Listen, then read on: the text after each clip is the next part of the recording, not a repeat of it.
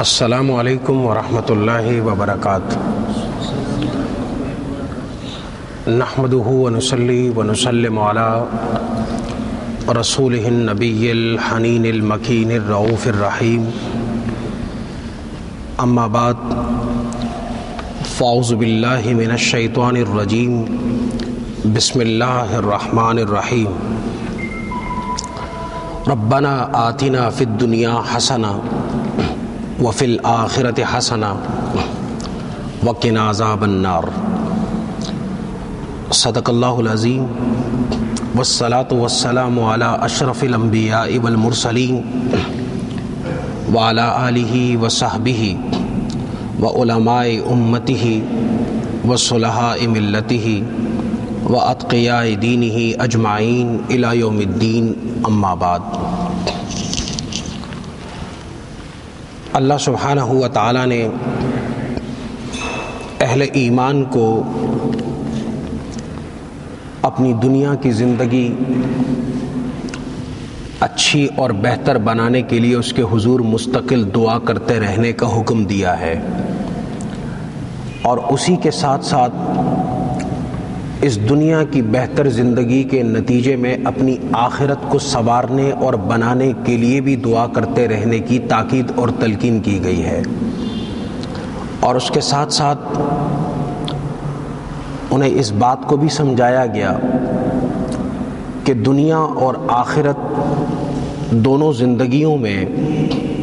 سکون، اطمینان، خوشی اور راحت اسی وقت پیدا ہو سکتا ہے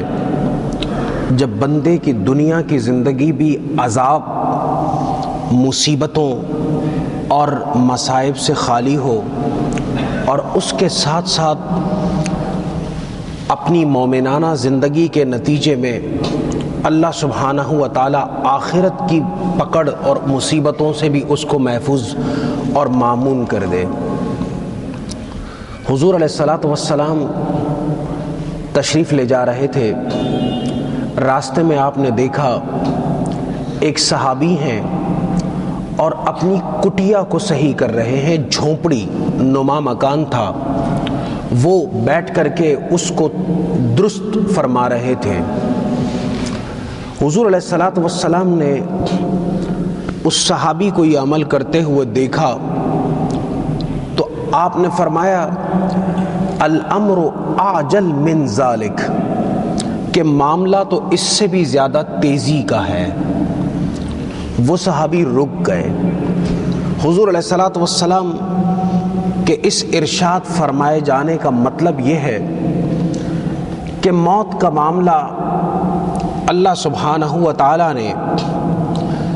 ایسا رکھا ہے کہ دنیا کا کوئی کام کتنا ہی تیز اور کتنا ہی سبک رفتار کیوں نہ ہو، لیکن موت تمام کاموں سے بڑھ کر کے سبک رفتاری کا مظاہرہ کرتی ہے۔ وہ کسی انسان کی پلاننگ کو نہیں دیکھتی، انسان کی منصوبہ بندی کی مرہون منت یا محتاج نہیں ہے، اور اسی لیے مسلمان اور غیر مسلم اس کے دنیا کی تعمیر اور دنیا کی ترقی کے کاموں کے نقشے میں جو بنیادی فرق ہے، وہ فرق اس بات کا ہے کہ مسلمان اپنے ہر تعمیر اور ترقی کے کاموں میں اور اس پورے نقشے میں موت کو ضرور شامل رکھتا ہے، جبکہ کافر کے نزدیک اس کی کوئی اہمیت نہیں ہوتی، وہ صرف پلاننگ ہوتی ہے، وہ ڈیزائننگ ہوتی ہے، وہ ترقی کا ایک نقشہ ہوتا ہے، جبکہ مسلمان ترقی کے ہر نقشے کے ساتھ اپنے ایمان کی ترقی بھی چاہتا ہے، اپنے آخرت کی زندگی کی ترقی کے لیے بھی منصوبہ بندی کرتا ہے اور کرنا چاہیے۔ اسی لیے حضور علیہ الصلاۃ والسلام نے ارشاد فرمایا کہ الامر اعجل من ذالک، اے میرے صحابی، اگرچہ کہ آپ مکان بنا رہے ہیں، لیکن آپ جتنی تندہی سے اور جتنی تیزی سے اس مکان کی تعمیر میں کوشش کر رہے ہیں، اس سے بھی زیادہ اس بات کی ضرورت ہے کہ انسان اپنے آخرت کی زندگی اور آخرت کے لیے مکان کی تعمیر کی طرف توجہ کرے۔ اور جب انسان کی اس اسکیم میں یہ بات شامل ہو جائے تو زندگی کا نقشہ بدل جایا کرتا ہے۔ آپ جس چیز کو ماسٹر پلان کہتے ہیں، آپ کسی بھی پروجیکٹ کے ماسٹر پلان کو روبہ عمل لانے کے لیے اس پر تمام کے تمام وسائل اور تمام کی تمام مطلوبہ مقدار دولت صرف کر بیٹھتے ہیں تاکہ وہ نقشہ جو آپ چاہتے ہوں، وہ حسن جو آپ کو مطلوب ہے اور وہ آپ کی چاہت جو آپ کا مقصود حیات ہے، آپ کو آپ کے نقشے کے مطابق میسر آ جائے۔ اللہ سبحانہ و تعالیٰ نے انسان کی پوری زندگی کی پلاننگ اور ماسٹر پلان میں جس اہم ترین سیگمنٹ اور حصے کو شامل کر رکھا ہے وہ اس کے موت کا سیگمنٹ ہے، اور یہ اس لیے ہے، اور اس کا جو ایک حصہ ہے، اس کی جو عمر ہے، اس کا جو وقت ہے، اس کو اس لیے نہیں بیان کیا گیا کہ ہر انسان ہر وقت موت کی تیاری کی حالت میں رہے۔ اس لیے مسلمان کی صبح سے لے کر کے شام تک کی ساری کاوش اور جد و جہد، اور رات کو سونے سے لے کر کے صبح اٹھنے تک کے جملہ معاملات و معمولات اور اعمال، وہ اس بات کے تابع ہونے چاہیے، اس منصوبہ بندی کے ساتھ ہونے چاہیے کہ اگر اس وقت اللہ کا حکم آ جائے تو اس وقت میری تیاری کیا ہوگی، کیا مجھے کچھ اضافی طور پر مزید چیزوں کو تیار کرنا ہوگا یا مزید کچھ ہاتھ پاؤں مارنے ہوں گے تاکہ میں اپنے آپ کو اللہ کے حضور بچا سکوں۔ اسی لیے حضور علیہ الصلوۃ والسلام نے ارشاد فرمایا کہ موت قیامت اس وقت تک قائم نہیں ہوگی جب تک لوگ اپنے گھروں پر نقش و نگار اس طور پر نہیں کرنے لگیں گے جس طرح کے کپڑوں پر نقش و نگار ہوا کرتے ہیں۔ یہاں حضور علیہ الصلوۃ والسلام کی خود اپنی زندگی، آپ علیہ الصلوۃ والسلام نے جو حکم کے طور پر ارشاد فرمایا، سب سے پہلے خود اس پر عمل کر کے دکھایا۔ آپ نے فقر کی بات کی تو خود مجسمہ فقر بنے، آپ نے انفاق کی بات کی تو گھر میں اگرچہ کہ کھانے کو کچھ نہ ہوتا لیکن ہاتھ میں کچھ آتا، دروازے پر سائل ہوتا اور اس کے دروازے کے کھٹکھٹانے کے ساتھ ہی سب کچھ اس کے حوالے کر دیا جاتا، دوبارہ حالت جوں کی توں رہ جاتی۔ آپ نے عبادات کا حکم دیا، خود آپ اپنی بخشش و مغفرت کے لیے کسی عبادت کے محتاج اور نفلی عبادت کے محتاج نہیں تھے، لیکن امت کو سبق دیا کہ آپ، میں نبی ہو کر کے، میں اللہ کا فرستادہ اور محبوب ہو کر کے میں اتنی کاوش اور کوشش کر رہا ہوں، ہم سب تو اللہ کی کرم اور اس کے فضل کے زیادہ امیدوار ہمیں ہونا چاہیے۔ ہمیں آپ علیہ الصلوۃ والسلام کی طرح آپ کے نقش قدم پر چلتے ہوئے جسے اتباع رسول کہا جاتا ہے مزید کوشش کرنی چاہیے۔ حضور علیہ الصلوۃ والسلام نے ارشاد فرمایا کہ قیامت اس وقت تک قائم نہیں ہوگی جب تک لوگ اپنے گھروں پر نقش و نگار اس طرح نہ کر بیٹھیں جس طرح کہ وہ کپڑوں پر نقش و نگار کیا کرتے ہیں۔ اور یہ اس لیے فرمایا کہ انسان دنیا کی طرف جب بے پناہ توجہ دینے لگے، اس کی تمام توجہات کا مرکز دنیا اور اس کے معاملات بن جائیں اور آخرت سے وہ اپنے آپ کو بے نیاز کر دے، تو اس کا مطلب یہ ہے کہ اللہ سے بغاوت کا آغاز ہو گیا ہے، اللہ سے دوری کا آغاز ہو گیا ہے، اور اسی چیز کا نام ہے ارتداد، ذہنی ارتداد، عقلی ارتداد، علمی ارتداد، اخلاقی ارتداد، اور یہ اپوسٹسی جو کہلاتی ہے، ارتداد کہلاتا ہے، یعنی اللہ کے بنائے ہوئے دین اور اللہ کے بھیجے ہوئے نظام رحمت کو چھوڑ کر کے خود اپنی عقل کے تابع بن جانا اور اس کے مطابق زندگی کو گزارنا۔ شریعت انسان کی خواہشات کی رعایت رکھتی ہے۔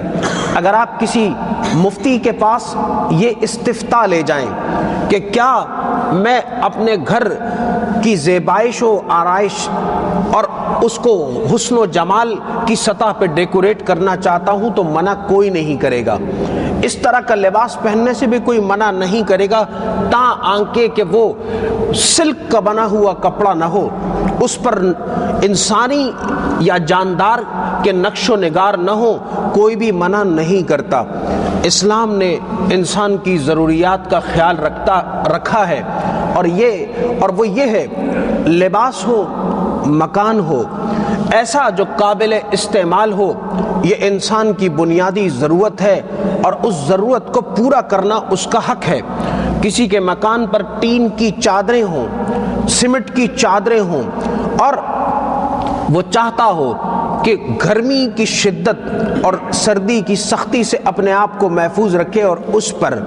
وہ RCC کی چھت ڈالتا ہے, تب بھی کوئی حرج نہیں ہے. یہ انسان کے راحت کا ذریعہ ہے, اس کی بالکل اجازت ہے. آپ اس سے بھی بڑھ کر کے آسائش چاہتے ہوں کہ اندر لیپا پوتی بھی ہو جائے, اس کی دیواریں بھی خوبصورت لگیں, اس کی چھت بھی مزین ہو اور زمین پر بھی اس کے کارپیٹ آ جائے, تو یہ اس درجے میں بھی جائز ہے. اگر کسی کو اللہ نے ایسا گھر دیا ہے تو اس کو اپنے اس گھر پر باقاعدہ اللہ سبحانہ و تعالیٰ کا شکر ادا کرتے رہنا چاہیے. سورۃ الکہف میں اللہ سبحانہ و تعالیٰ نے 2 بھائیوں کا واقعہ بیان کیا. ایک کافر ہے اور دوسرا مسلمان ہے. وہ کافر, اس کے پاس خوبصورت باغ ہیں, اور باغ اس طور پر ہیں کہ ایک طرف انگور ہیں, چاروں طرف سے کھجوروں کے درخت ہیں, اس کے بیچ میں خوبصورت گارڈنز بنے ہوئے ہیں, پیداوار میں بھی کثرت ہوتی ہے, اور اس کے پاس اس کی وجہ سے پیسہ بھی بہت ہے. جبکہ دوسرا بھائی جو مسلمان ہے اس کی پیداوار اتنی اچھی نہیں ہے, اس کا جو باغ ہے وہ اتنا اچھا منظر نہیں رکھتا. لیکن دونوں میں فرق یہ ہے, جس کے پاس پیسہ زیادہ ہے اور جو اللہ کا باغی ہے وہ اپنے اس باغ پر اتراتا ہے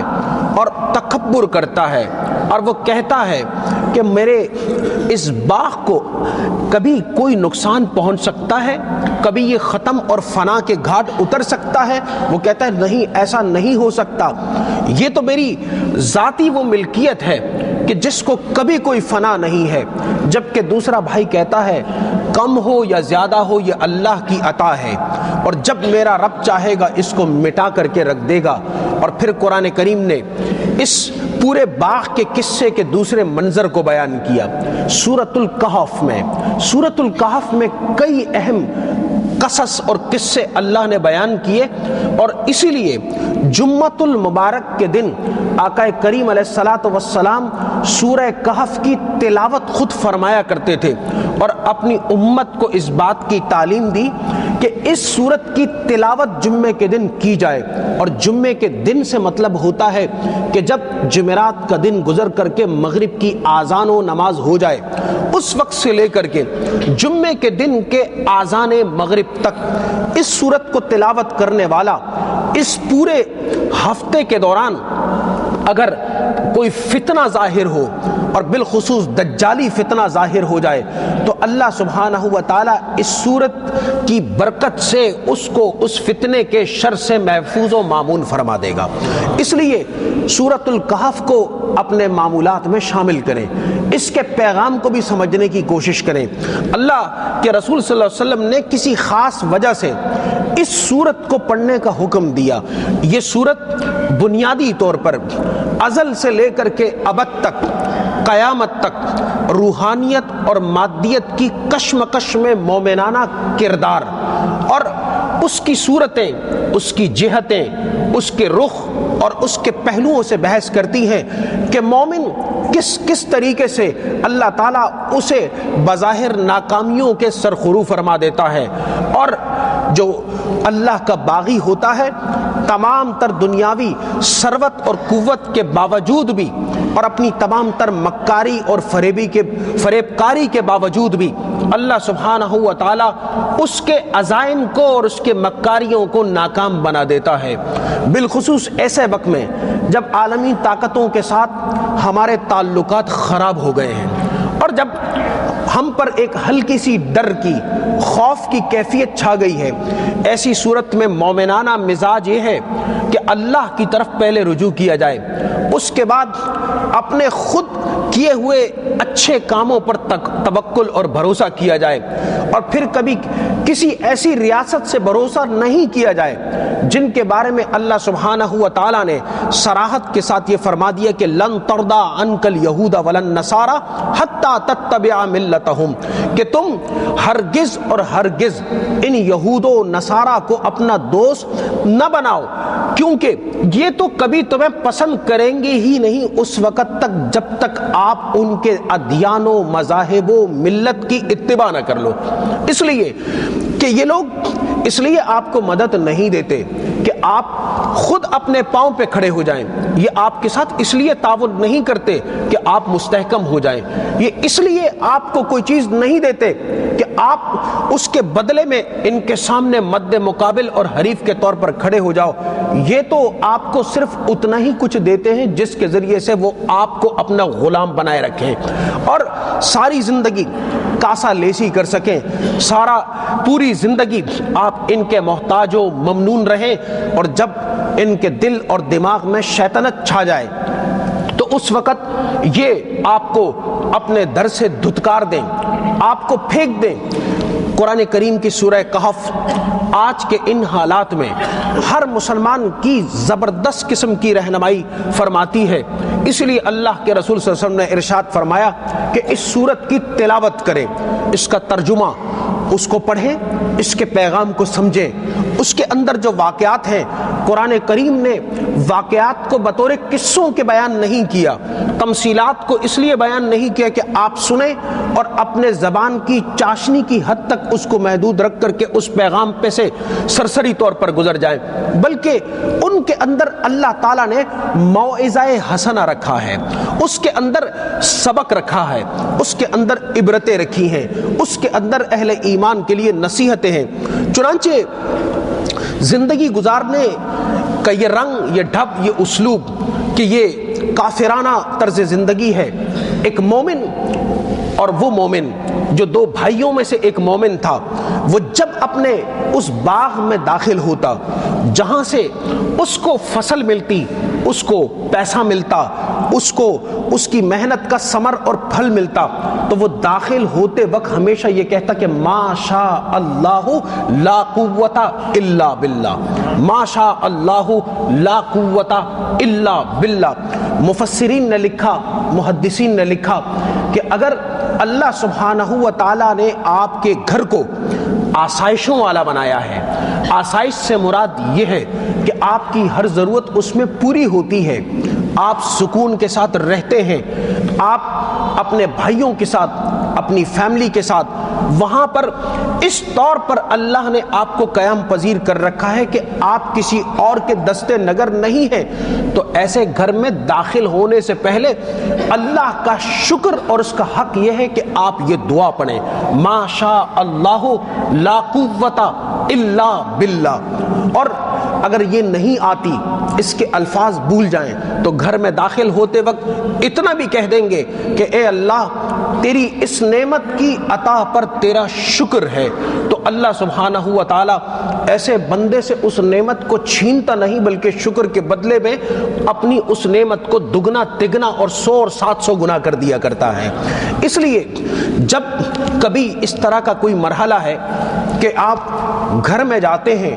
لباس پہنتے ہیں، راحت آپ کو ملتی ہو، تو اس وقت آپ اس پر اللہ کا شکر ادا کریں۔ اور یہ بات اس لیے عرض کر رہا ہوں، حضور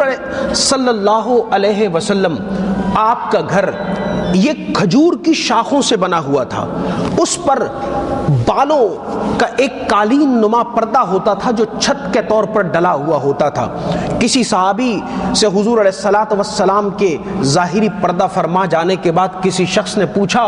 کہ اے اللہ کے رسول صلی اللہ علیہ وسلم کے محترم صحابی، یہ تو بتلائیے کہ کیا آپ صلی اللہ علیہ وسلم کے گھر مبارک کے حجرہ مبارکہ کے اندر 2 دروازے ہوتے تھے؟ آپ نے جواب دیا کہ نہیں، اس میں صرف ایک دروازہ ہوا کرتا تھا، ایک دروازہ۔ اتنا مختصر آپ کا گھر تھا، اور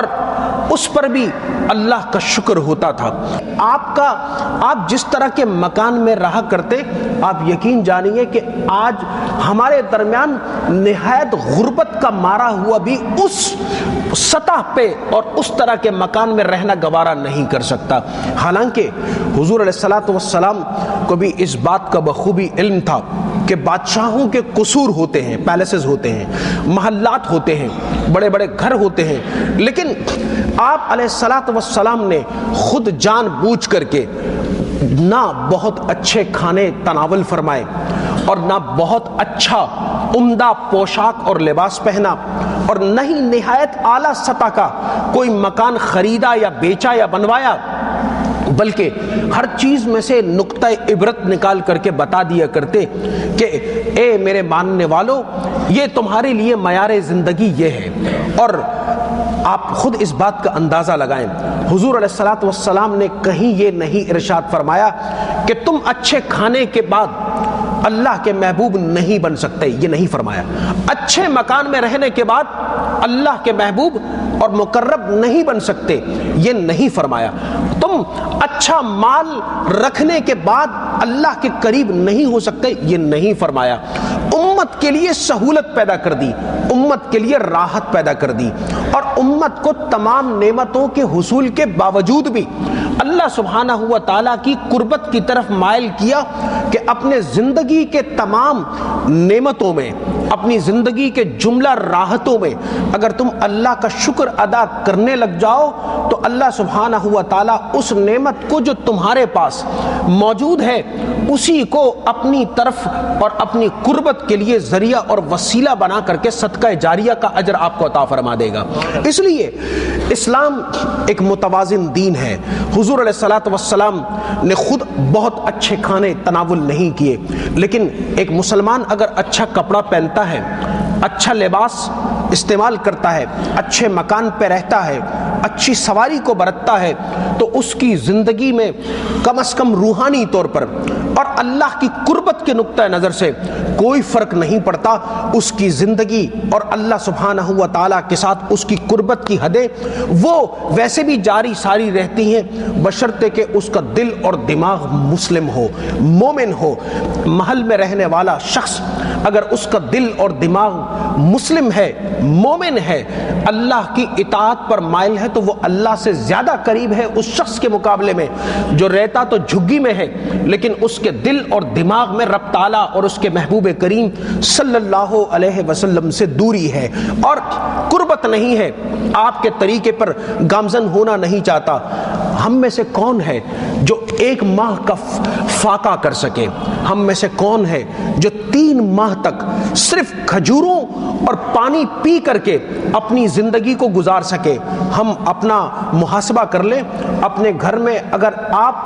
2 دن صرف چاول بنا کر کے کھلا دیں تو بچے چیخ اٹھتے ہیں، اگر آپ ان کو صرف ایک ڈش 3 دن 4 دن کھلا دیں تو وہ آپ سے بغاوت پر آمادہ ہو جاتے ہیں۔ اللہ کے رسول صلی اللہ علیہ وسلم کے گھر میں 4 محترم صاحبزادیاں تھیں، آپ کے ازواج مطہرات تھیں، اور اس کے باوجود کھانے کا عالم یہ ہوتا تھا، ایک وقت ہوتا تو 1 یا 3 کھجوریں استعمال فرما لیتے، پانی پی لیتے، اس پر اللہ کا شکر ادا کرتے، یہ آپ کا کھانا ہو جایا کرتا تھا، یہی آپ کا کھانا تھا۔ ہم سے اس بات کا مطالبہ نہیں کیا گیا، قطعاً نہیں کیا گیا۔ ہم سے جس بات کا مطالبہ کیا گیا وہ یہ ہے کہ تمام نعمتوں کے بیچ میں رہ کر کے اور تمام وسعتوں اور کشائشوں کے بیچ میں رہنے کے باوجود بھی ہم اپنی توجہات کو اللہ کی طرف مرتکز رکھیں، کسی بات سے ممانعت نہیں ہے، ہر جائز ہر روا چیز آپ اس کو استعمال کریں، لیکن زندگی میں اللہ کی بغاوت کو داخل ہونے مت دیں، زندگی اور زندگی کے معاملات و معمولات کو اللہ سے دوری کی طرف لے کر کے نہ جائیں۔ حضرت سلیمان علیہ السلام اللہ سبحانہ و تعالیٰ کے وہ جلیل القدر پیغمبر ہیں جو بادشاہ ہیں، آپ کے پاس بادشاہت ہے، آپ کے پاس عزت ہے، حشمت ہے، دولت ہے، آپ کے پاس قوت ہے، آپ کے پاس فوج ہے، تمام چیزیں ہیں، لیکن اس کے باوجود مومنانہ طرز زندگی جس کو آپ نے پیش کیا اور قرآن نے اس کو محفوظ کیا، وہ یہ ہے کہ رب اوزعنی ان اشکر، کہ اے باری تعالیٰ مجھے اس بات کی توفیق عطا کر دے کہ میں اس بات پر تیرا شکر ادا کروں جو نعمتیں تو نے مجھ پر اور میرے والدین کے اوپر کی، اور تو مجھے اس بات کی توفیق دے کہ میں بندگی کے ذریعے، عبادت اور عمل صالح کے ذریعے تیری رضا کو حاصل کرنے والا سچا بندہ بن جاؤں۔ اللہ سبحانہ و تعالیٰ نے آپ کی مملکت کو، آپ کی قوت کو، آپ کی بادشاہت کو امر کر دیا۔ آج تخت سلیمانی مثل ہے، بادشاہت سلیمانی مثل ہے، اور اس لیے ہے دنیا کی بادشاہتیں زیادہ سے زیادہ انسانی وجودوں پر قائم رہتی ہے، لیکن سیدنا سلیمان علیہ السلام کی بادشاہت کو اللہ سبحانہ و تعالیٰ نے چرند پرند، حجر شجر، زمین بحر و بر، ہر چیز کے اوپر قائم فرما دیا تھا، اور اس کی وجہ یہ تھی کہ بادشاہت بھی تھی، بندگی بھی تھی، بادشاہت بھی تھی، عمل صالح بھی تھا۔ اور دوسری طرف جس کردار کو قرآن کریم نے پیش کیا ہے وہ فرعون کا کردار ہے، اور فرعون کا کردار یہ تھا کہ اللہ نے سب کچھ عطا کیا، لیکن اس کے باوجود اللہ سے دوری، اللہ سے دشمنی، اللہ سے بغاوت، ظلم، سرکشی، نافرمانی اور لوگوں کو بیجا ستانا۔ ہم اپنے اندر سلیمانی کردار کو پیدا کریں، یہ بنیادی طور پر کردار محمدی صلی اللہ علیہ وسلم ہے۔ یہ بات اس تناظر میں عرض کر رہا ہوں کہ سال نو پر پورے ملک میں اور پوری دنیا میں جشن کا اہتمام کیا گیا۔ ہمارا سب سے بڑا المیہ یہ ہے جس چیز کو میڈیا کے ذریعے پروجیکٹ کر دیا جائے، ہم اس عمل اور کام کو دین اور ایمان کا جزو سمجھ کر کے اس پر بے دریغ عمل پیرا ہو جاتے ہیں۔ سال نو کا جشن ایسے ملک میں منایا جا رہا ہے جہاں غربت کا مسئلہ ہے، تعلیم کے فقدان کا مسئلہ ہے، لوگوں کو ملازمتوں کی مجبوریوں کا مسئلہ ہے، لوگوں کے گھروں پر بے پناہ مسائل اور مشکلات کا سامنا ہے۔ ایسی حالت میں انسان اس طرح کی لایانی کام میں مشغول ہو جائے اور اربوں روپیہ قوم کی حیثیت سے ضائع کر بیٹھے، ہر گھر سے وہ بم اور گولوں کو اس طرح داغا جائے گویا کہ پورے ملک میں امن و آشتی ہے، ہر بندے کو اس کے علاج معالجے کی سہولت مل گئی ہے، ہر آدمی کی ضرورت پورا ہو گئی ہے، ہر بے روزگار کو روزگار مل گیا ہے، حکومت، نجی ادارے، ہر شخص اپنے اپنے ذاتی اس میں کیپیسٹی میں گویا کہ وہ اپنے حصے کا کام کر چکا ہے۔ ان پیسوں کے ضیاع کے بارے میں اللہ سبحانہ و تعالیٰ پوچھے گا اور اس کا حساب لیا جائے گا۔ اگر ادارے کرتے ہیں تو اداروں سے، افراد کرتے ہیں تو افراد سے۔ خوشی تب منائی جاتی ہے جب قوم کسی نتیجے کو حاصل کر لے، قوم مقصد کو حاصل کر لے۔ آج ہمارے وجود اور اس وجود کی حفاظت کا مسئلہ ہم اس سے دوچار ہیں، آج ہمارے سروائیول کا مسئلہ ہے اور اس ملک کی بقا کا مسئلہ ہے، اس ملک کے اداروں کی بقا کا مسئلہ ہے۔ ایسے حالت میں سنجیدگی کو اختیار کرنا بہت ضروری ہے۔ کھیل تماشوں سے دنیا کی قومیں ترقی نہیں کرتی، لوگوں کے رستوں پر چل کر کے اور لہو لعب میں مشغول ہو کر کے روم کی تہذیب تباہ ہوئی، پرانی قدیم ایران کی تہذیب تباہ ہوئی، یونان کی تہذیب تباہ ہوئی، اس لیے کہ ان کے افراد کار نے اپنے سارے اوقات کو لہو لعب کی نظر کر دیا۔ ہندوستان کی وہ تمام ریاستیں، بالخصوص ریاست جونا گڑھ، وہ اس لیے تباہ ہوئی اور اس لیے بعد میں دشمنوں کے ہاتھ میں گئی، اور اس کے نواب بعد میں اس لیے پریشان ہوئے کہ جب اللہ سبحانہ و تعالیٰ نے انہیں وسائل سے نوازا تو انہوں نے ان وسائل کو برباد کر دیا۔ ان کی ساری محبتیں کتوں کو پالنے، ان کو رکھنے، ان پر پیسہ خرچ کرنے، اس پر صرف ہوئیں۔ ان کا اس بات سے کوئی لینا دینا نہیں تھا کہ قوم کی تعمیر اور ترقی کا منصوبہ بنایا جائے، قوم کو صحیح رخ پر ڈالا جائے، قوم کی تعمیر کے لیے تمام افراد اور وسائل کو بے دریغ استعمال اس طور پر کیا جائے کہ قوم ایک طاقت بن کر کے دنیا کے اندر اپنے پاؤں پر عزت کے ساتھ کھڑی ہو جائے۔ صرف پٹاخے بجانے سے دنیا میں عزت نہیں ملتی، صرف ہوا کے اندر رنگ اور نور بکھیر دینے سے دنیا کی قوموں کو ترقی کی راہ نہیں ملا کرتی۔ ترقی کی راہ اس بات کی متقاضی ہے کہ تمام لوگ اپنے اپنے اپنے وسائل کو اپنے اپنے دائروں میں مثبت اور تعمیری رخ پر رکھ کر کے اس کا بھرپور استعمال کریں. افراد کی صلاحیتوں کا اور لوگوں کے وسائل کا، تمام افراد جن کو اللہ نے دولت دی ہے ان کی دولت کو صحیح طور پر استعمال کیا جائے تو قوم پھر ایک قوم بنتی ہے. قوم ایک نظریے کے ساتھ کھڑی ہوتی ہے. جب نظریے کے ساتھ قوم کھڑی ہوتی ہے اللہ تعالیٰ اس کو وقار دیتا ہے، عزت دیتا ہے، رتبہ دیتا ہے. اس کے پاسپورٹ کی بھی عزت ہوتی ہے، اس کے شہریوں کی بھی عزت ہوتی ہے، اس کے سربراہان کی بھی عزت ہوتی ہے اور اس کے اداروں کی بھی عزت ہوتی ہے. آج کوئی دنیا میں ایسی چیز نہیں جو ہماری طرف سے بالخصوص اور امت مسلمہ کی طرف سے بالعموم برانڈ کے طور پر استعمال ہو. تعلیم کے میدان میں بھی بچہ آکسفورڈ کا نام لے کر کے وہاں جا کے پڑھ کر کے خوش ہو کر کے اس کی ڈگری دکھاتا ہے. وہ ہمارے پاس پوری امت کے پاس ایک تعلیمی ادارہ نہیں جہاں آ کر کے یورپ والے اور دوسرے اقوام والے آ کر کے تعلیم کا حصول کر سکیں. ہمارے پاس ایک ایسا ادارہ نہیں ہے جس میں آ کر کے دنیا کے لوگ اپنے بچوں کو داخل کروانے کے بعد ڈاکٹرز بنا کر کے واپس لے جاتے ہوں، اس پر فخر کر سکتے ہوں. ہمارے برانڈ سے کوئی چیز نہیں، امت مسلمہ کے برانڈ سے کوئی چیز نہیں ہے. ہم دوسروں کے برانڈ پر فخر کرتے ہیں، اس کا پہننا، اس کا اوڑھنا بچھونا، اس کا استعمال کرنا اور پھر اس کا نام لے لے کر کے اس پر اترانا. ہماری حیثیت نقال کسی ہو گئی ہے. اس لیے حقیقت یہ ہے کہ ہمیں اللہ کی طرف بھی پلٹنا ہے، خود اپنے مقاصد زندگی کی طرف بھی پلٹنا ہے، اس ملک کی تعمیر کی طرف بھی پلٹنا ہے اور اس وطن عزیز کو پوری دنیا کی سپر پاور بھی بنانا ہے. اور اس کے لیے سنجیدہ کوشش جس کے ذمے جو ہے وہ کرنے کی ضرورت ہے. اللہ سبحانہ و تعالی ہم سب کو اس کی توفیق عطا فرمائے. آمین. وما علینا الا البلاغ المبین.